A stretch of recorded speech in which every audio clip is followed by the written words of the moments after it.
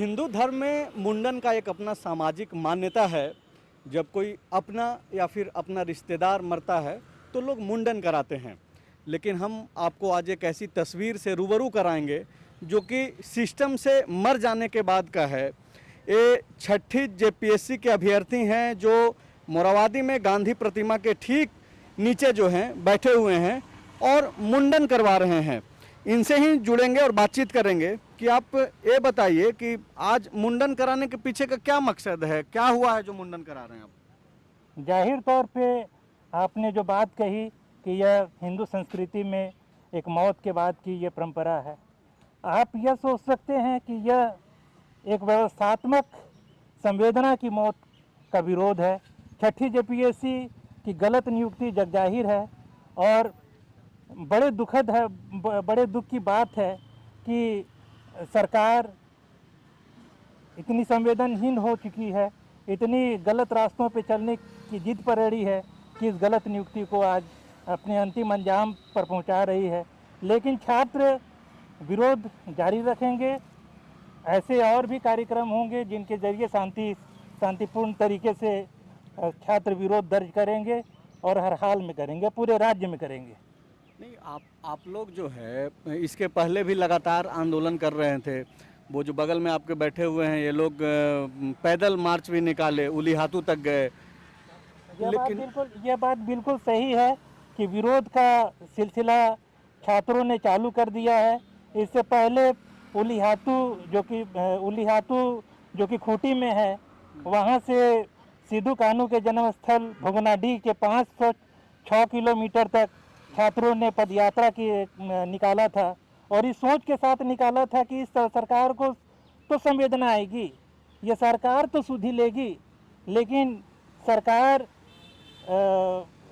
किस जिद पर अड़ी है, क्यों गलत करने पर अड़ी है, सारा कुछ साफ है। अगर आपकी नियमावली में यूआर जो अनरिजर्व सीट होते हैं वो ओपन फॉर ऑल है, तो उसमें एससी एसटी ओबीसी को छांट कर करने का कोई भी कानूनी या कोई भी नियम सम्मत ये सब जो सारी बातें हैं और जो गड़बड़ियां हैं वो हेमंत सोरेन को भी पता है। जब वो नेता प्रतिपक्ष के तौर पे आप लोगों के आंदोलन को एक तरीके से आवाज़ दे रहे थे सदन के भीतर, अब चूंकि वही हेमंत सोरेन मुख्यमंत्री हैं, अब उन्होंने नियुक्ति पे अपनी स्वीकृति भी दे दी है जो रिजल्ट निकला। अब आप लोग मुंडन करा करके आपको लगता है कि सरकार सुनेगी या फिर कुछ फायदा होने वाला है? क्यों ये सब कर रहे हैं आप? आपकी यह बात बिल्कुल सही है कि जब वे नेता प्रतिपक्ष थे, जब चुनाव का दौर था, तब उन्होंने पूरे जनता के बीच में यह बात कबूला कि जेपीएससी में भयानक गड़बड़ियां हैं, छठी जेपीएससी में भयानक गड़बड़ियां हैं और वो सत्ता में आते ही इसे रद्द करेंगे।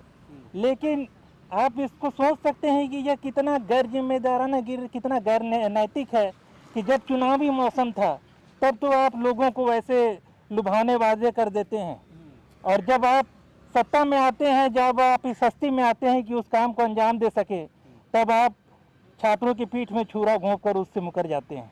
तो यह बहुत ही दुर्भाग्यपूर्ण बात हुई है और इसका हर हालत में विरोध होना चाहिए। हर व्यक्ति को विरोध करना चाहिए, हर छात्रों को विरोध करना चाहिए। यह राज्य के लिए बेहद दुर्भाग्यपूर्ण है। क्या परिचय क्या हुआ आपका? मेरा नाम विनोद कुमार नायक हुआ। कब से आप लगे हुए हैं कि जेपीएससी में आपका रिजल्ट है? मेरा जेपीएससी में एससी कैटेगरी में जो 6 जेपीएससी है उसमें 250 अंक आया था, जो कि काफ़ी अधिक था। 192 या 196 कट ऑफ था, 250 मेरा अंक जो था काफ़ी उच्च था। लेकिन चूंकि प्रारंभिक स्तर पर ही ऐसी गड़बड़ी हुई थी जिसका एक बहुत गहरा परिणाम एससी एसटी ओबीसी के भविष्य पर पड़ सकता था, जो कि गलत था, बिल्कुल नियमावली के विरुद्ध था। इसलिए उसका विरोध करना मैंने उचित समझा और उसी समय मैंने मुख्य परीक्षा के बहिष्कार का मन बना लिया और मुख्य परीक्षा जब हुआ तो उसका मैंने बहिष्कार किया। बहुत सारे दूसरे छात्रों ने भी बहिष्कार किया। मेरा एक मित्र है अनुज रजक, जिसका 246 अंक था, वो भी एससी कैटेगरी का था, काफ़ी अच्छे अंक के साथ पास हुआ था, उसने भी परीक्षा का बहिष्कार किया और बहुतों ने बहिष्कार किया।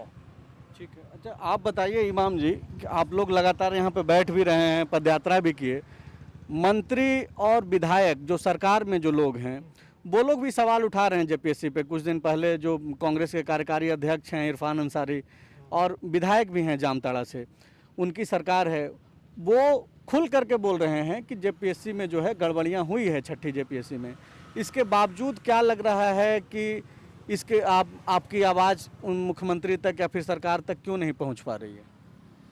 सरकार तक तो हमारी आवाज़ पहुंच रही है, क्योंकि खुद पिछले बार जब हम लोग सीएम साहब से मिलने गए थे, जब बताने गए थे गड़बड़ियाँ, तो खुद बोल रहे थे कि एक एक चीज़ का आप लोग का खबर है, आप लोग जो आंदोलन कर रहे हैं तो एक एक चीज़ का खबर है बाबू, लेकिन क्या करेंगे।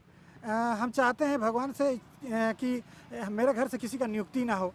मतलब उनका मजबूरी, इतना मजबूर सरकार, हम लोग भरोसा नहीं किए।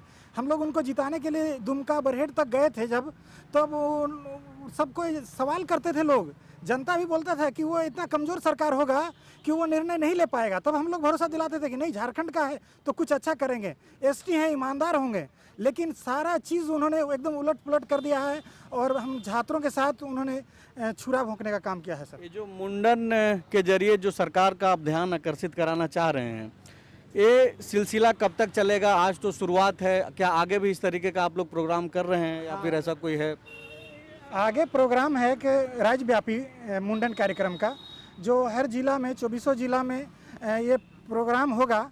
क्योंकि अभी एक सिर्फ स्टार्टिंग किया गया है, ये संकेत दिया गया है कि ऐसा कार्यक्रम होगा। और ये इसलिए मुंडन कार्यक्रम लास्ट में सोचा गया है क्योंकि ये लग रहा है कि सरकार सो गई है, व्यवस्था एकदम सड़ गया है, ख़त्म हो गया है और मर गया है। इसलिए हम लोग निराश होकर ये सब कर रहे हैं सर।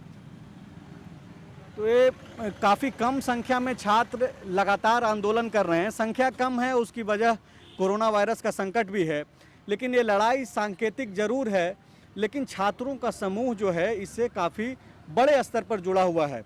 आज जो मुंडन का कार्यक्रम है उसके जरिए यह छात्र सरकार तक अपनी बात रखना चाहते हैं और उनका ध्यान अपनी ओर खींचना चाहते हैं कि जिस सिस्टम से इनको उम्मीद था, आज इन लोगों को मरता हुआ दिख रहा है।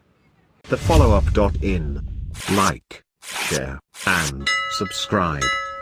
www.thefollowup.in